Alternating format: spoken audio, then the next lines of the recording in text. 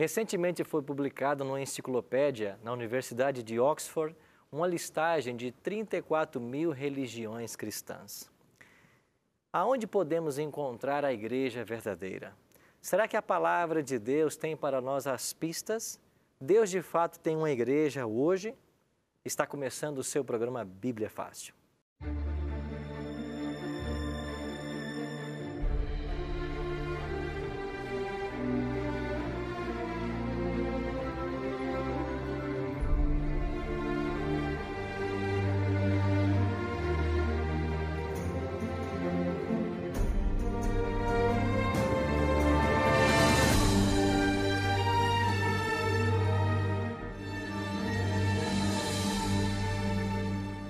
Seja muito bem-vindo ao programa Bíblia Fácil, que satisfação poder cumprimentá-lo, ter a sua companhia.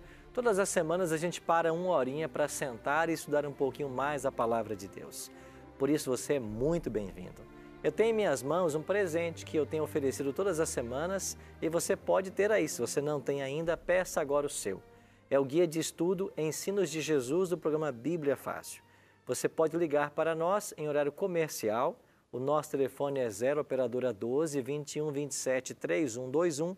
Fale com uma de nossas atendentes na escola bíblica, faça um cadastro que é bem rapidinho e vamos enviar para a sua casa. Se você quiser pedir agora, você pode enviar para nós uma mensagem pelo WhatsApp. O nosso número é 12 9 8100 1615.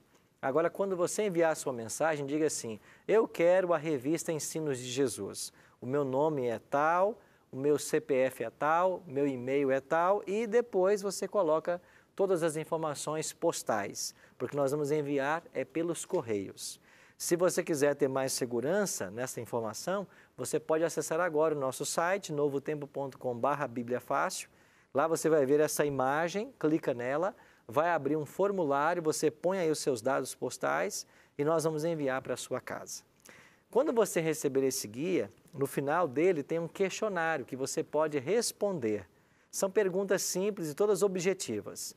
Aqueles que responderem e enviarem para Novo Tempo, aqui vai ter orientação de como fazer isso, e acertar mais de 70% das perguntas, nós iremos dar para você um DVD de presente. É um DVD que nós gravamos em Israel, com lindas imagens, com os mesmos temas que aparecem nesse livreto.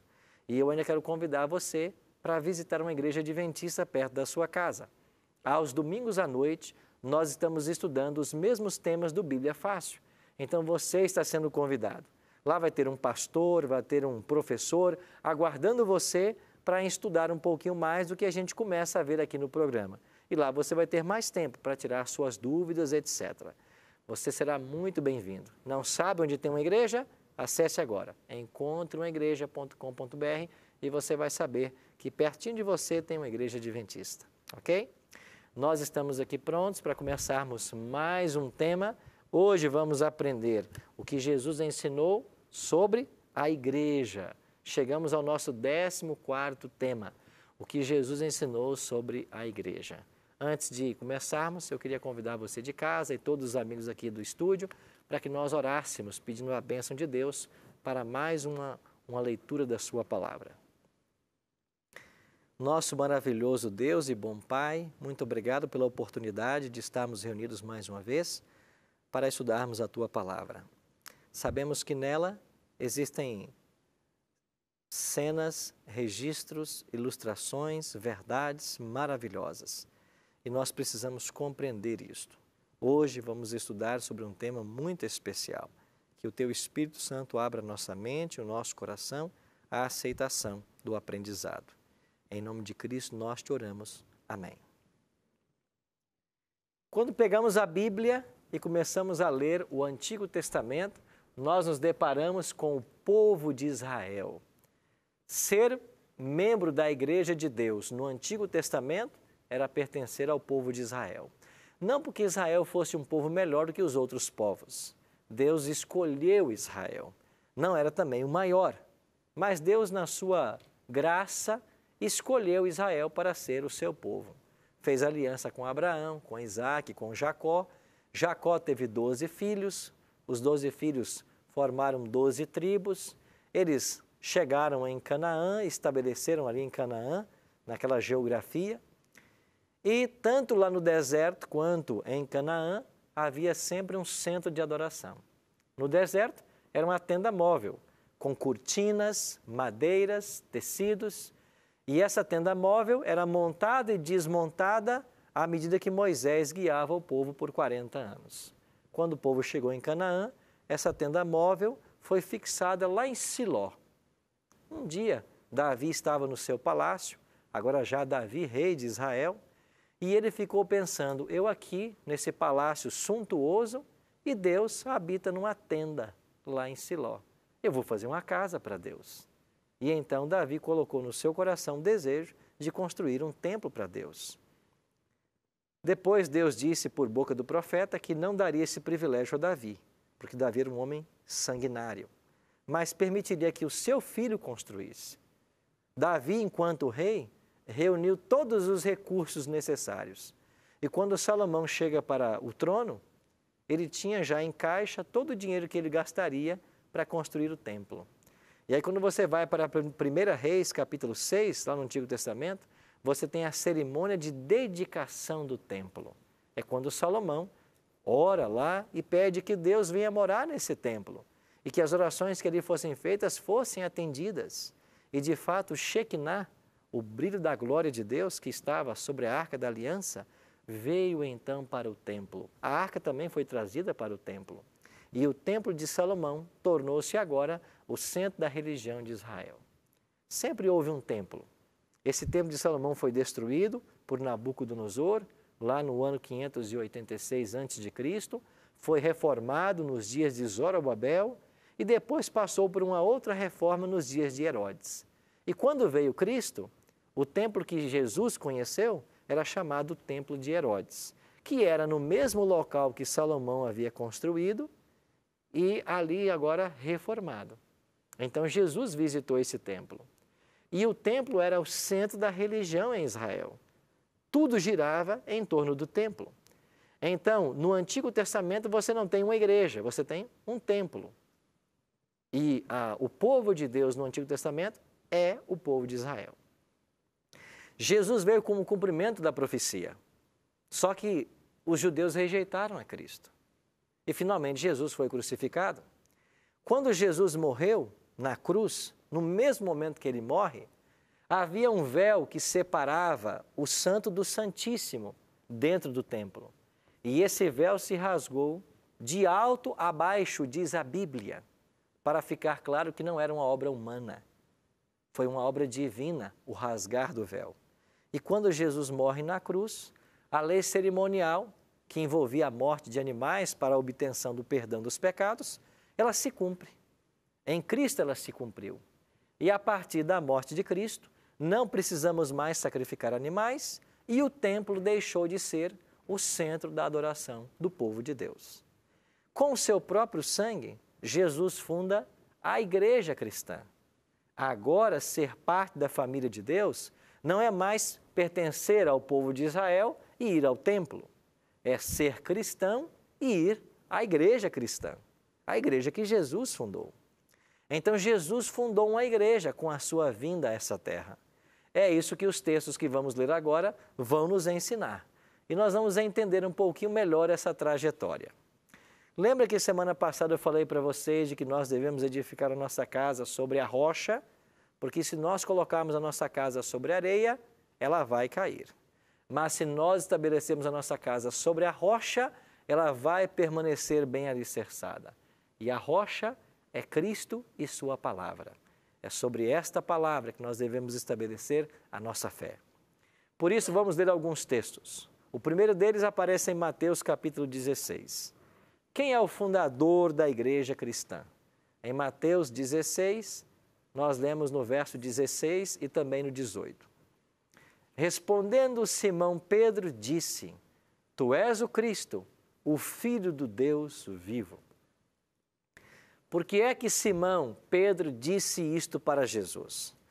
Porque Jesus perguntou para os discípulos: quem o povo diz que eu sou? E os discípulos disseram: uns dizem que tu és João Batista, que ressuscitou, outros dizem que tu és Elias, outros dizem que tu és um profeta. E Jesus perguntou assim para os 12, e vocês? Quem vocês acham que eu sou? E Pedro, por inspiração divina, disse, tu és o Cristo, o Filho do Deus vivo.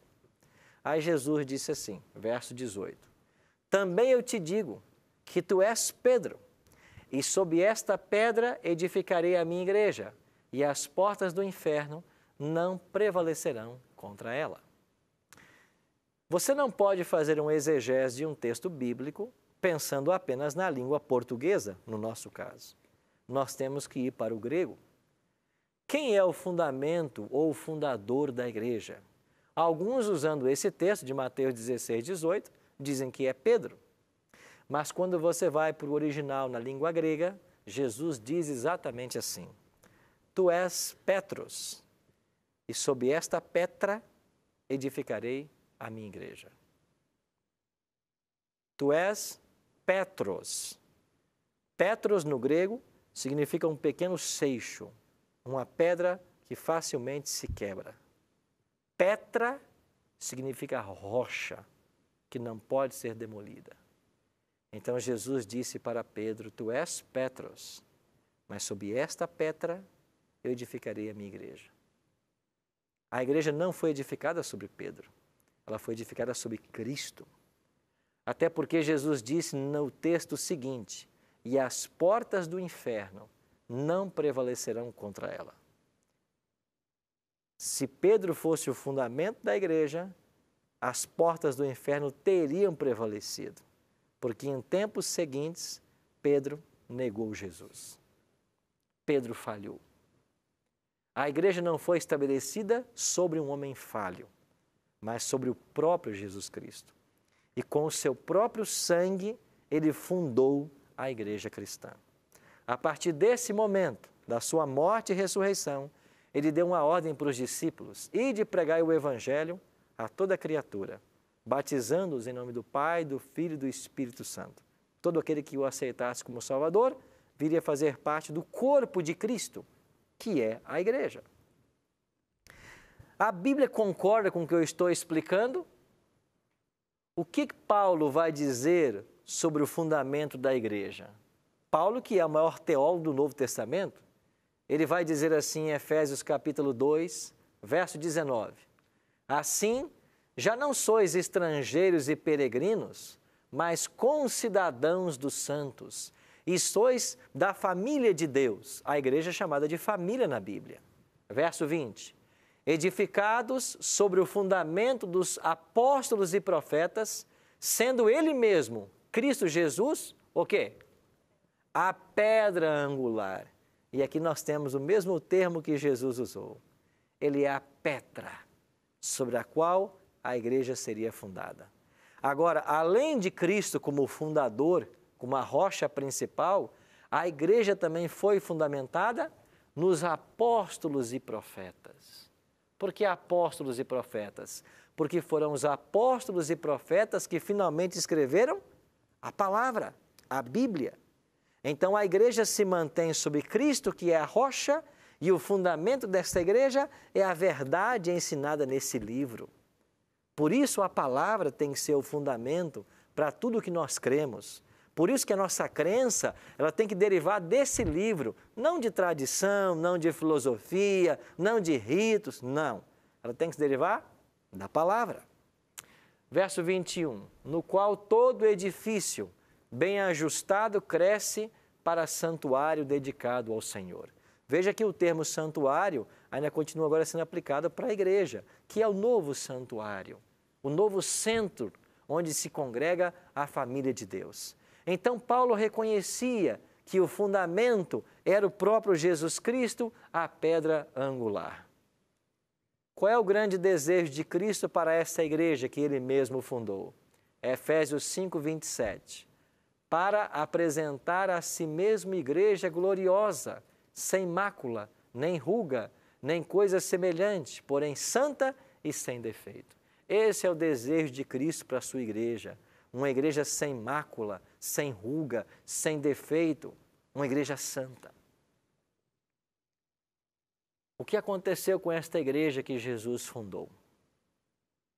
Com o passar dos séculos, a igreja se paganizou. E a igreja que deveria cristianizar o mundo foi mundanizada.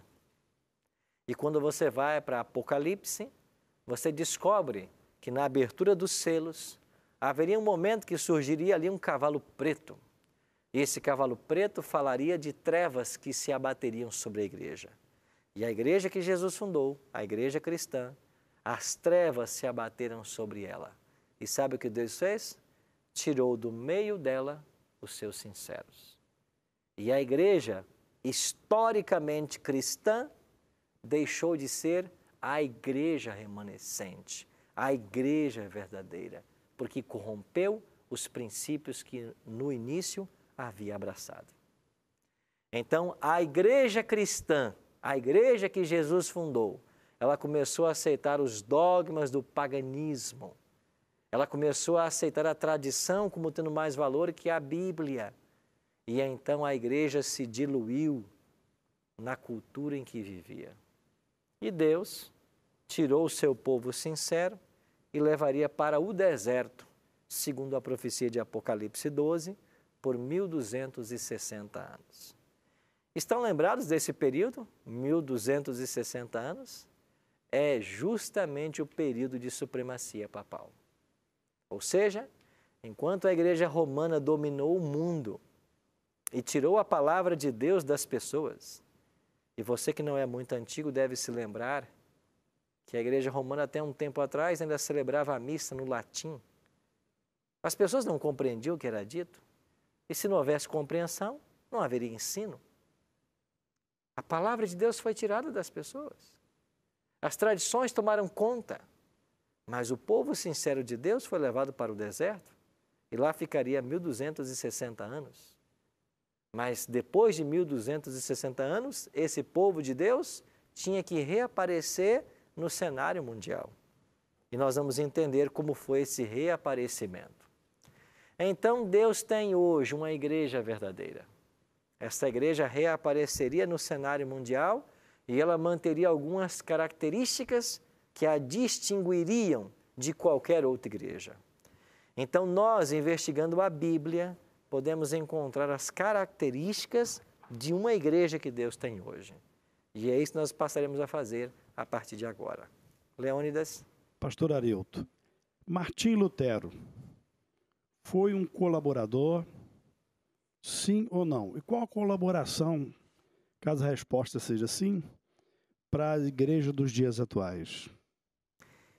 Martim Lutero pertencia à igreja romana, era um monge agostiniano.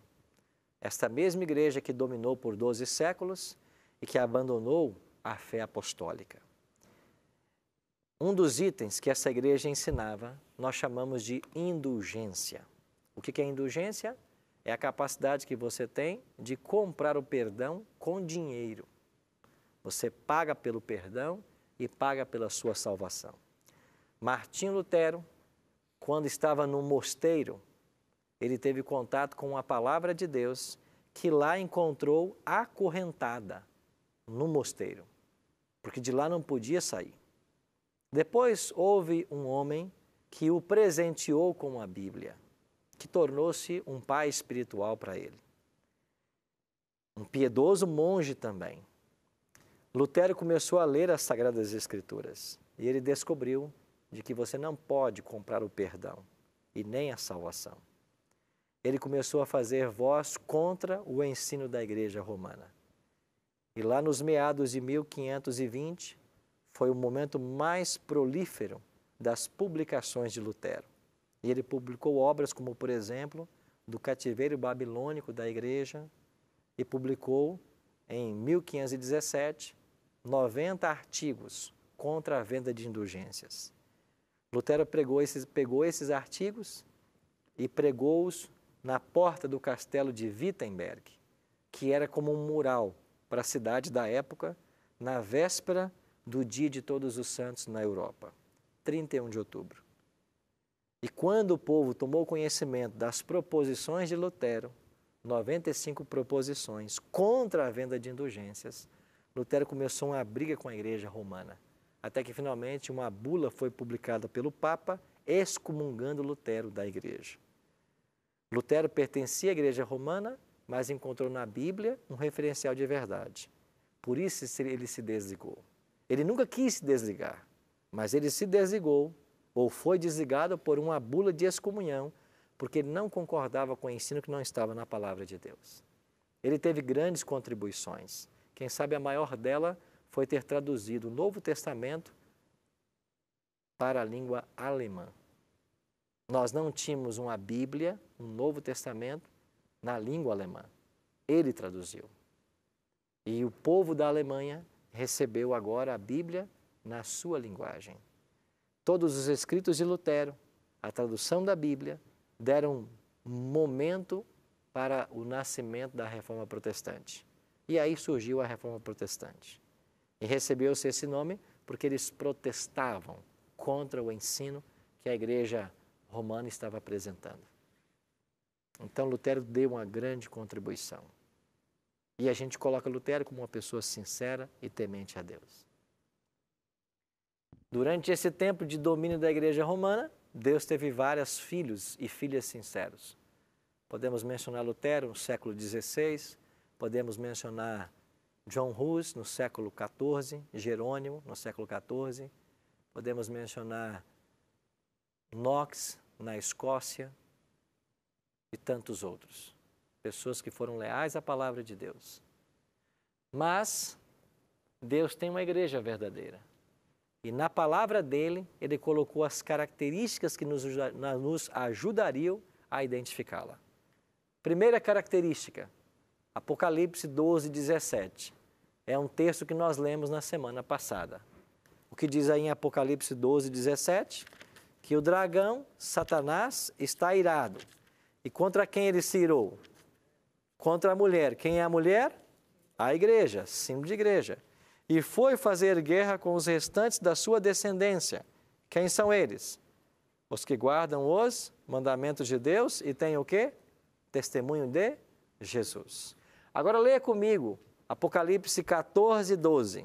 Logo na página seguinte. 14, verso 12. Aqui está a perseverança dos santos, os que guardam os mandamentos de Deus e a fé em Jesus. Qual é a primeira característica que a palavra de Deus aponta para você identificar qual é a igreja verdadeira? Ela tem que guardar todos os mandamentos de Deus. Essa é a primeira característica. Ela não ignora nenhum mandamento. Ela tem que ensinar e observar todos os mandamentos. Quais são outras características que a Bíblia aponta? Nós iremos para o intervalo e assim que voltarmos, vamos conhecer mais algumas delas. Não saia daí.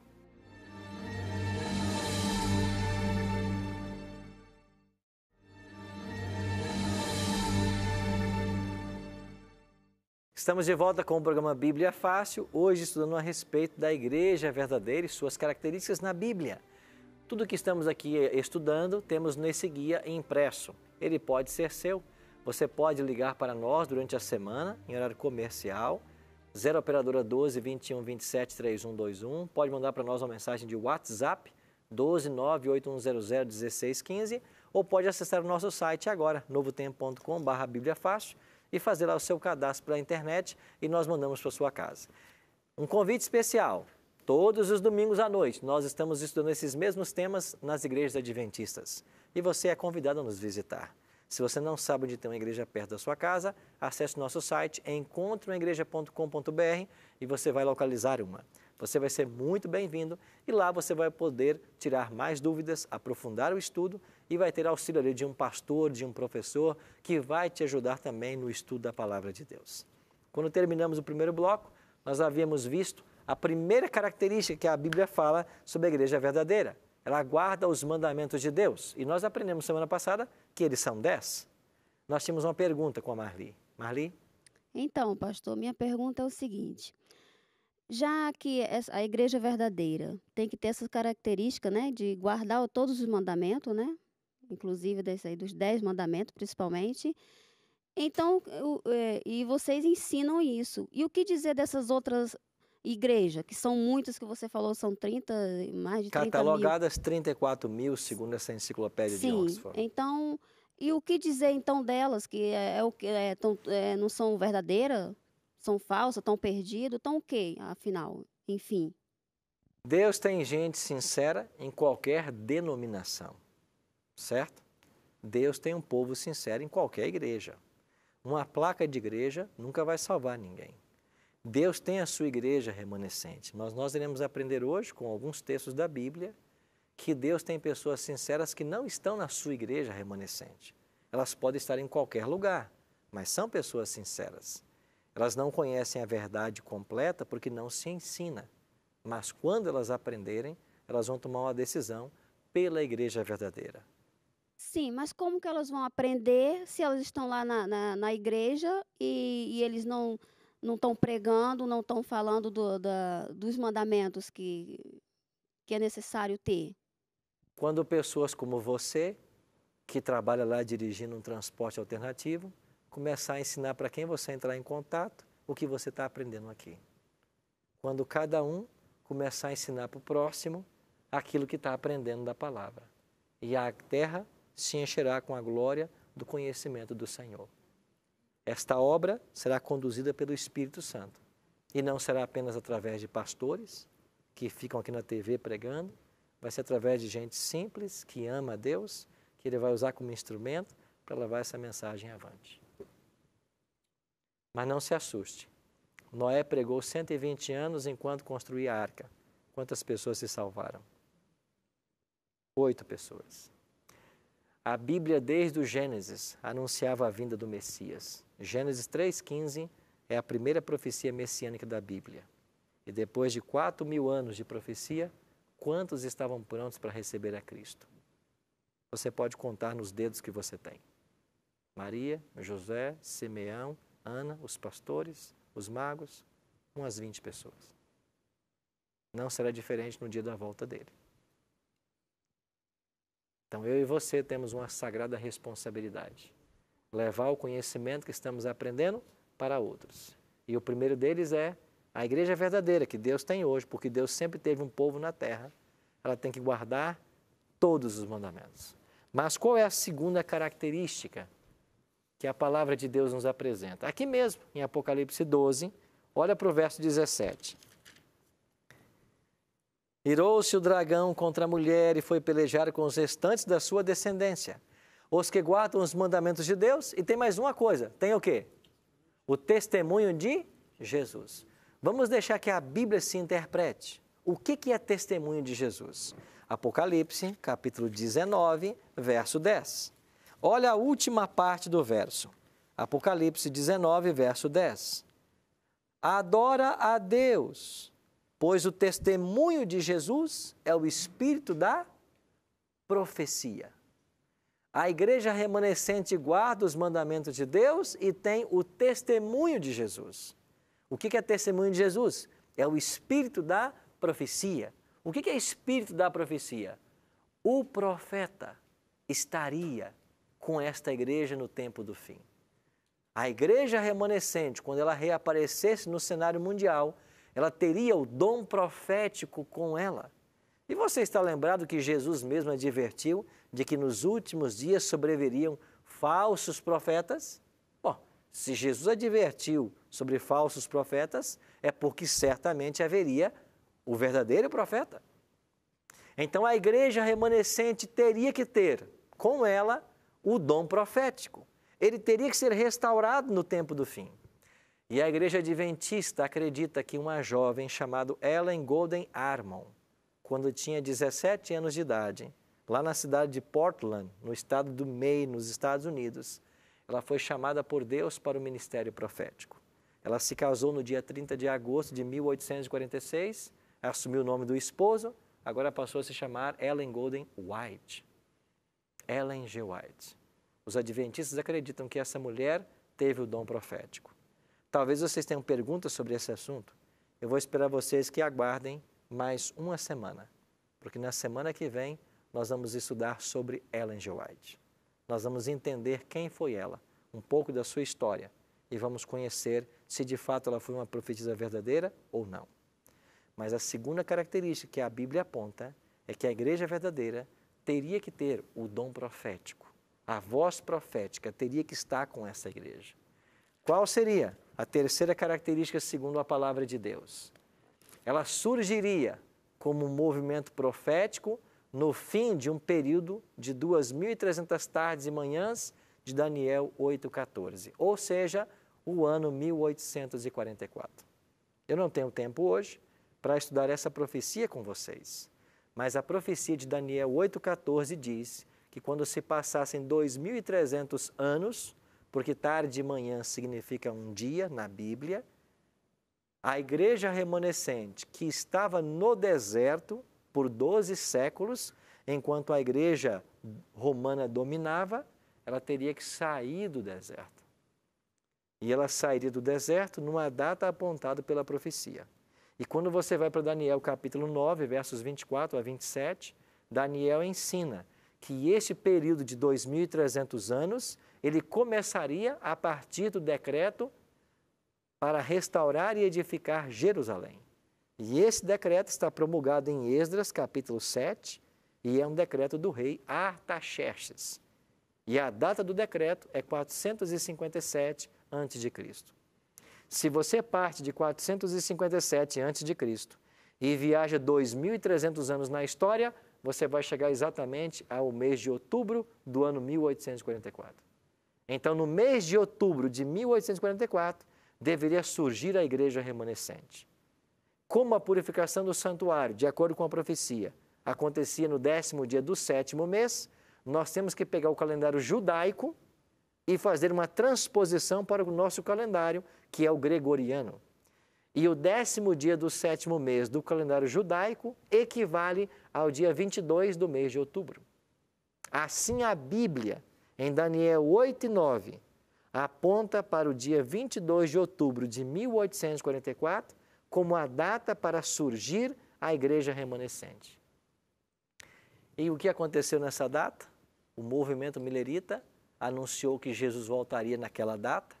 Eles passaram por uma grande decepção naquele dia, e desta grande decepção nós temos 3 principais segmentos. De toda a multidão milerita, você tem 3 divisões. Um grupo que continuou marcando datas à volta de Jesus até que desapareceu. Um segundo grupo que se apostatou da fé por causa da decepção, no dia 22 de outubro. E um terceiro grupo que organizou a Igreja Adventista do Sétimo Dia. A Igreja Adventista do Sétimo Dia não surgiu da briga de 2 pastores. Ela não surgiu por uma dissidência teológica. Ela surgiu na data que a Bíblia mandava ou assinalava que ela deveria surgir. E foi no dia 22 de outubro de 1844, depois do grande desapontamento milerita, que começou um pequeno povo a voltar para a palavra de Deus, entender a sua decepção e finalmente compreenderam que Jesus não voltaria naquela data como eles haviam entendido, mas ele começaria uma nova fase do seu ministério no santuário celestial. Eles voltaram-se para a Bíblia e eles descobriram em Apocalipse capítulo 10, verso 11, que eles eram um povo profético e eles tinham uma mensagem para pregar. Assim começou a Igreja Adventista do Sétimo Dia. E uma outra característica que a palavra de Deus aponta para nós, aqui em Apocalipse 14, é que esse movimento que surgiria em 1844, ele teria que apresentar as 3 mensagens angélicas contidas em Apocalipse 14, versos 6 a 12. E quando você vai para Apocalipse 14, 6 a 12, você tem ali 3 mensagens que compõem a principal mensagem da Igreja Adventista hoje. A primeira mensagem, Apocalipse 14, verso 7, temer a Deus e dar-lhe glória, pois é chegada a hora do seu juízo. Nós já estamos no juízo de Deus. E é isso que os adventistas ensinam. O juízo de Deus já começou. E todo mundo vai ser julgado antes que Jesus volte. E depois o anjo continua: adorai aquele que fez os céus, a terra, o mar e as fontes das águas. O primeiro anjo de Apocalipse convida o mundo a adorar o Criador. Agora, qual é o mandamento da lei que aponta a ele como Criador? O sábado. É por isso que nós anunciamos o sábado. Porque o mandamento diz que nós devemos adorar a Deus porque Ele criou céu, terra, mar e fontes de águas. Jean. Pastor, só para uma ilustração melhor da palavra, o que a gente pode dizer a respeito das cartas às igrejas de Apocalipse? E aí nós temos aqui as igrejas, né? A maioria caindo em alguma coisa, e o Senhor sempre falando, aquela que perseverar.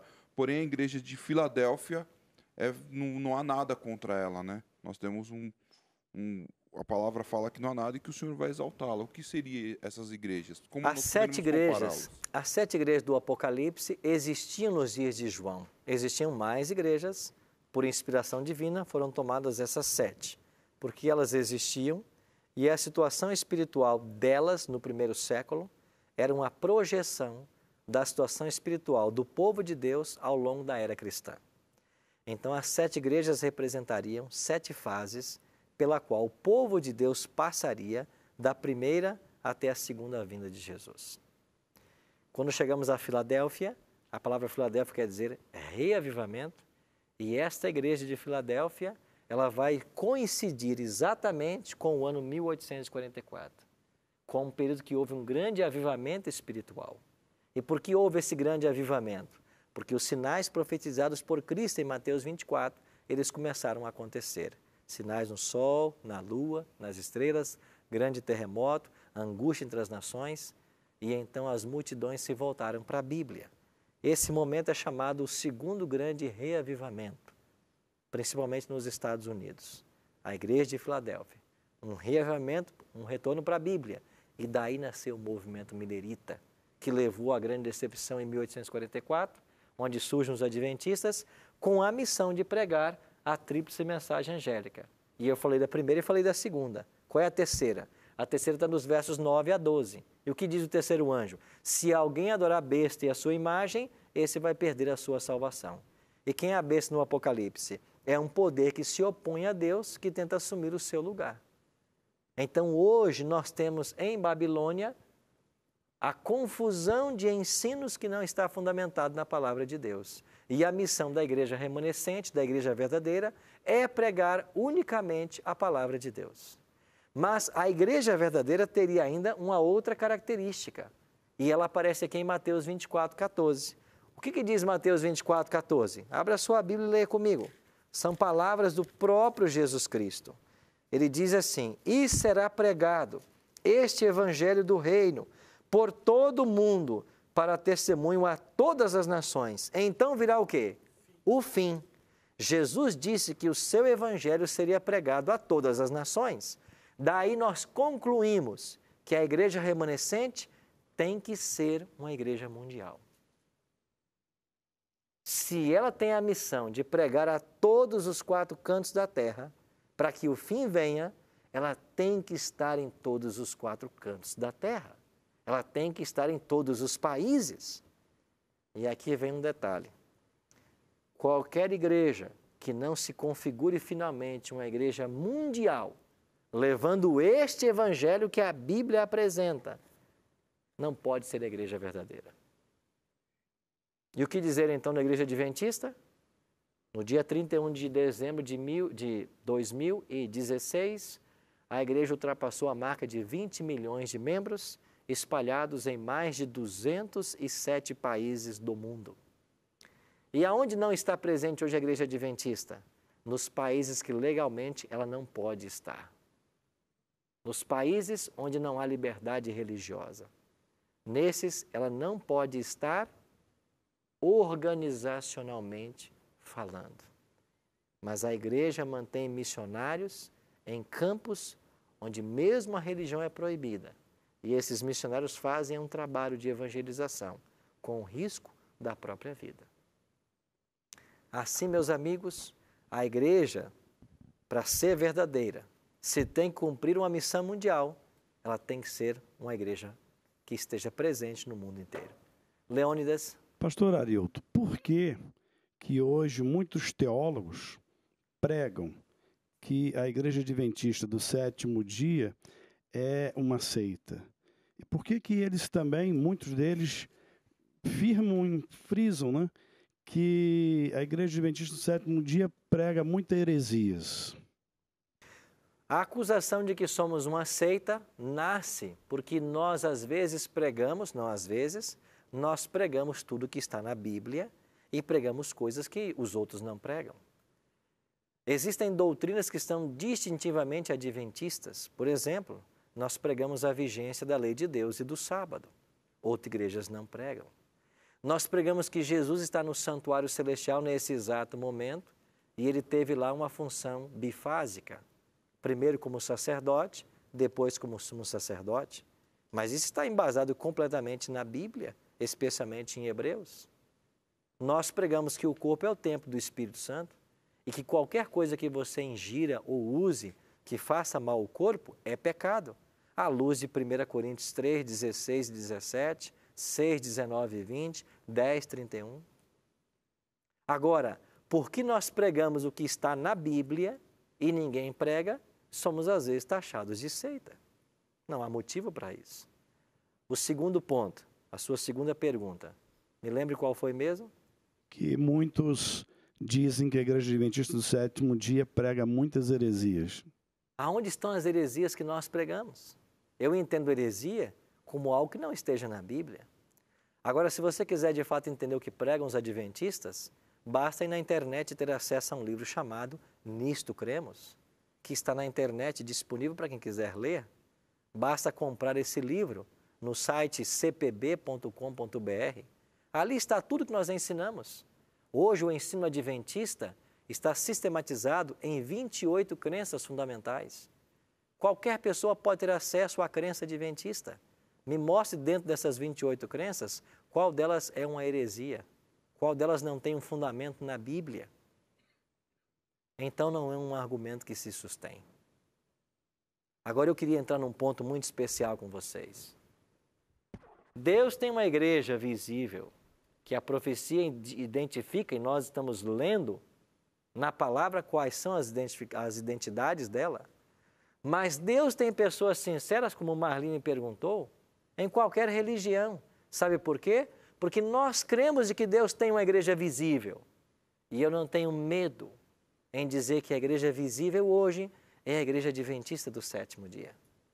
E eu desafio qualquer pessoa, até você que assiste em casa, a apontar na teologia adventista, nas suas crenças fundamentais, um único ensino que nós apresentamos que não esteja fortemente alicerçado na palavra de Deus. Eu desafio você. Sabe por quê? Porque tudo que nós pregamos nasce desse livro.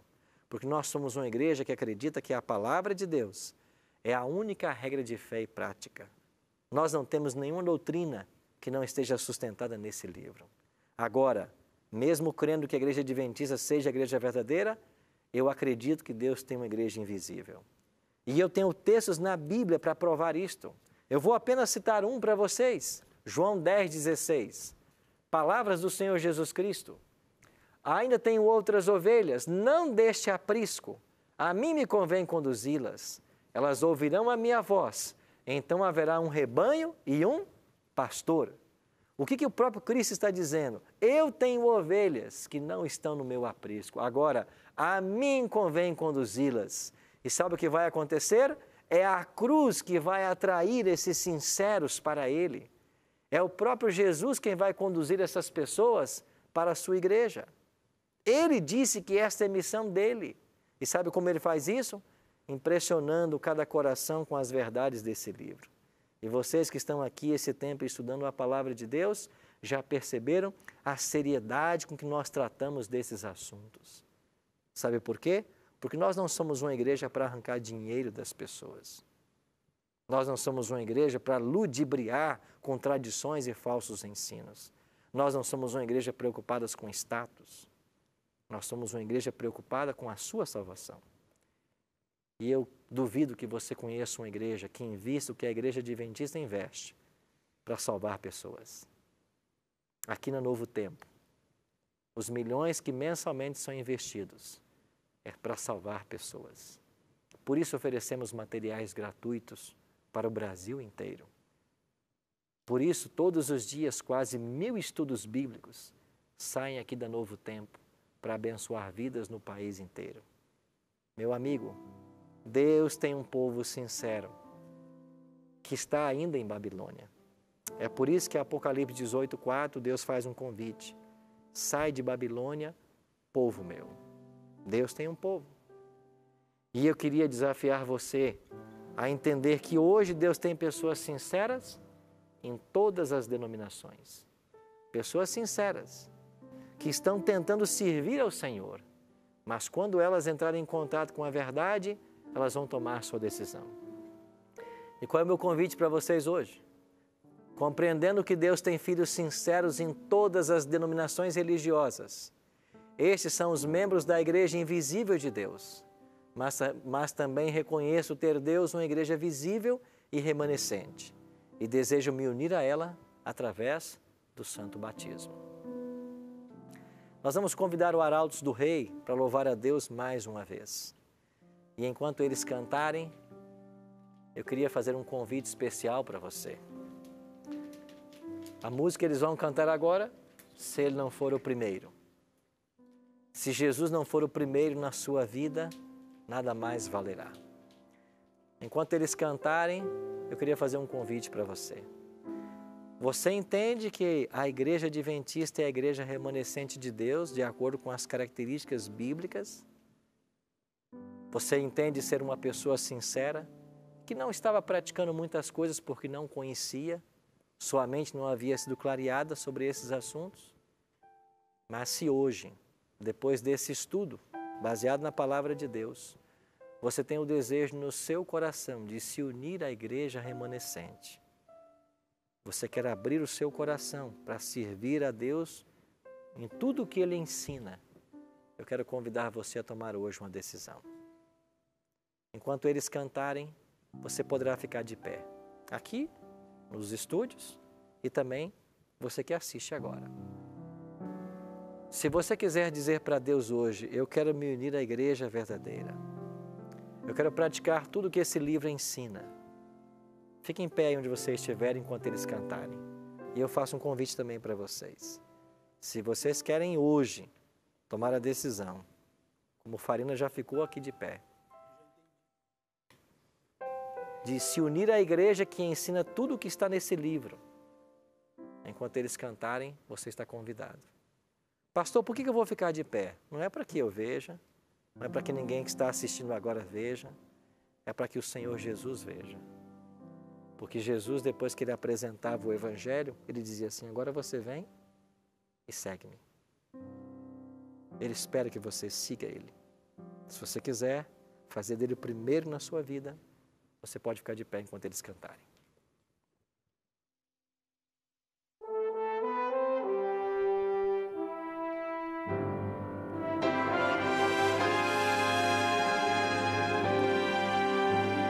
No trono do viver só existe lugar para lugar de quem governa todo o ser. No trono do viver só pode haver um Senhor. Se forem dois, um será amado e outro rejeitado. Vem, decide agora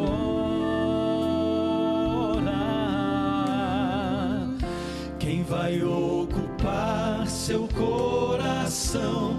Mas lembre, se ele não for o primeiro em seu coração, então já não é mais nada, não passa de uma ilusão. Mas se ele for o primeiro, o seu companheiro, motivo do seu existir, você vai viver, você vai sorrir, você vai vencer.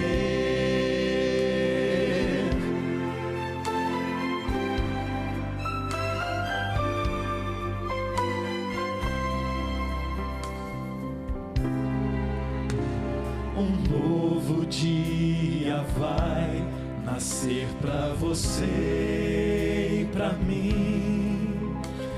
Depende de aceitar Jesus no viver.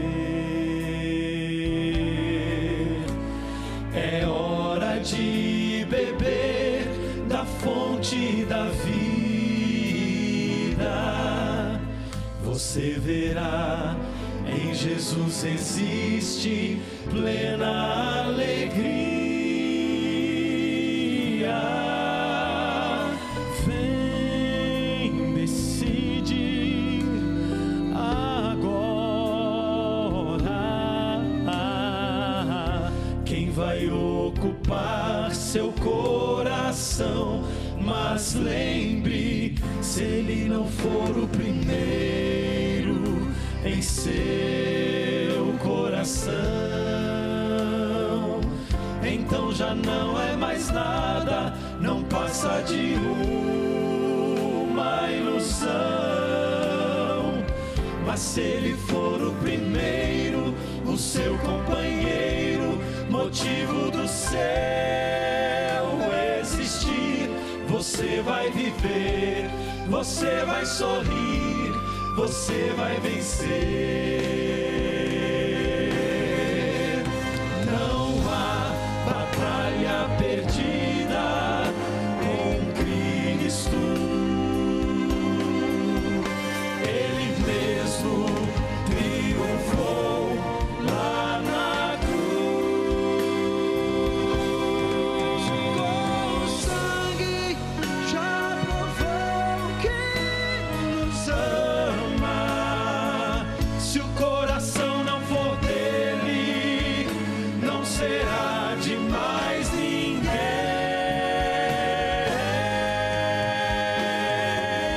Se ele não for o primeiro em seu coração, então já não é mais nada, não passa de uma ilusão. Mas se ele for o primeiro, o seu companheiro, motivo do céu existir, você vai viver, você vai sorrir, você vai vencer, você vai viver, você vai sorrir, vai vencer.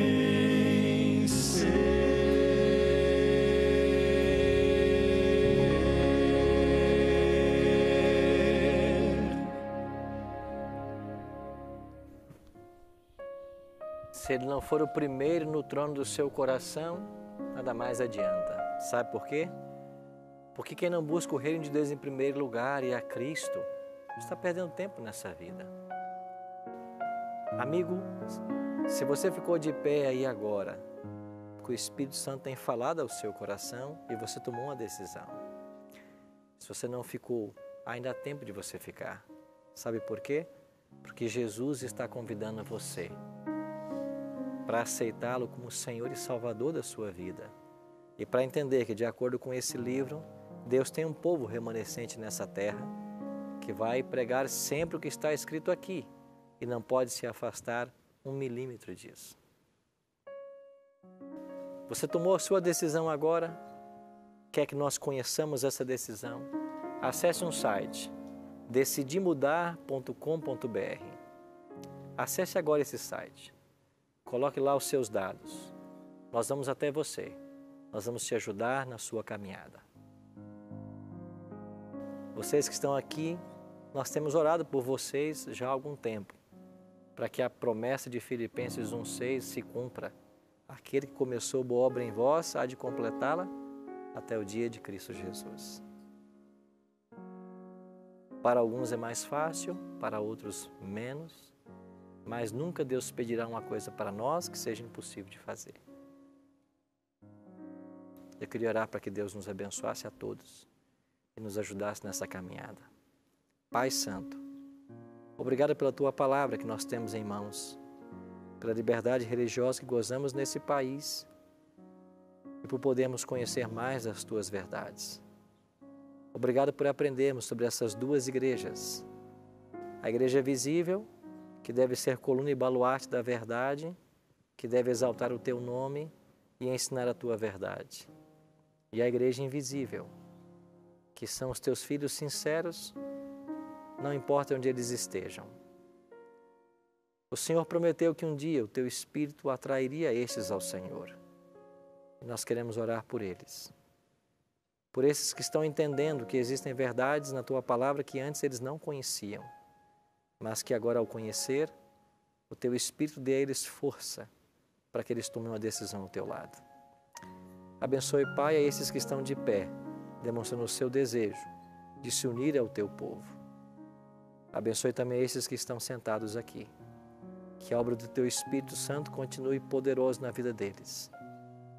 Que em breve eles possam tomar também a mesma decisão. Abençoe a cada amigo que está em casa agora nos assistindo, onde quer que esteja nos assistindo. Que teu Espírito Santo também abrace a estes e dê a eles a certeza da tua presença e do teu amor. Tome conta de todos nós e nos prepare para a tua volta. Oramos em nome de Jesus. Amém. Semana que vem nós vamos nos reunir para entender quem foi Ellen G. White. Porque os adventistas acreditam que Ellen G. White é uma profetisa moderna. Eu espero você no Bíblia Fácil da próxima semana.